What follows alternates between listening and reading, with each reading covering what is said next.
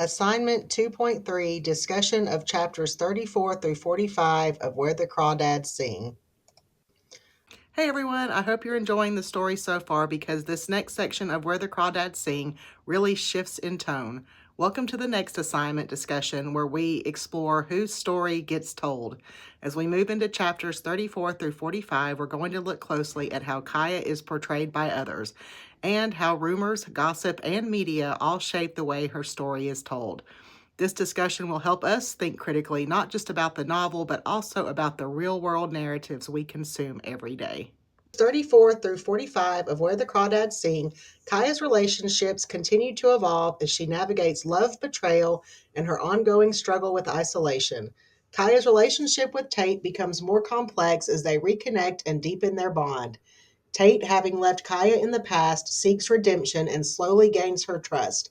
However, their relationship faces significant tension when Kaya learns of Tate's past betrayal. Despite this, Kaya and Tate grow closer, and their shared love for the marsh strengthens their connection.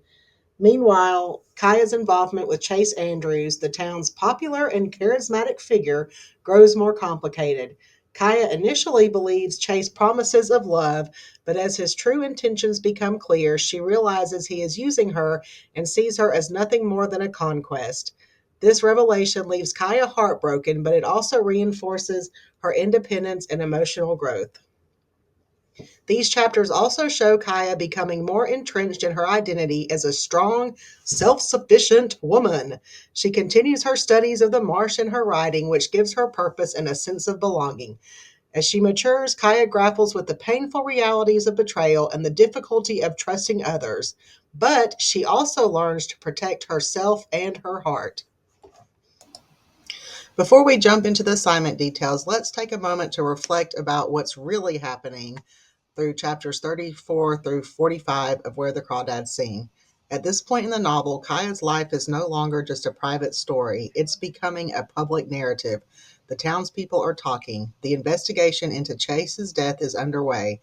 And suddenly, Kaya isn't just the marsh girl living in isolation. She's a suspect, a mystery, and a symbol.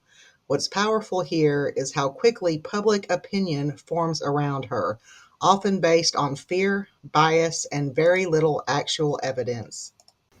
We see how their judgment and isolation is telling the story and how the townspeople's continued rejection of Kaya reinforces her status as an outsider. They label her the marsh girl, reducing her to a stereotype. May not match the real despite this, Kaya remains resilient. It also reminds Kaya this section of the novel raises if she had lived long enough alone to know she could only depend on herself. What happens when our lives are misrepresented highlights her inner strength and independence. People who live differently, societal judgment, and isolation mirror her own These townspeople's continued rejection of Kaya reinforces her status as an outsider. They label her the marsh girl, reducing her to a stereotype.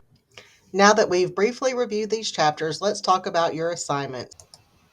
Here's what I'd like for you to do for this assignment. After you read chapters 34 through 45, choose one moment where Kaya's story or people's perception of her shifts in some way. Maybe it's something someone says about her, something we see in the courtroom, or even a contrast between what really happened and how the town interprets it. Ask yourself, what role does storytelling, rumor, or media bias play in that moment? And how does it reflect bigger questions about truth and representation? Then I want you to take it a step further. Can you think of a real life situation, maybe a news story or social issue where someone or a group is being misrepresented or misunderstood? What lessons could we take from Where the Crawdads Sing to help us tell more honest, compassionate stories? Thanks for being thoughtful and engaged with this discussion. This assignment is important because it helps us transition into our next assignment, the source brainstorming activity, where you'll start exploring current issues you care about. The way we tell stories about people, about place, and about truth really does matter. I'm looking forward to seeing the connections you draw between Kaya's world and the one we live in. Keep up the great work.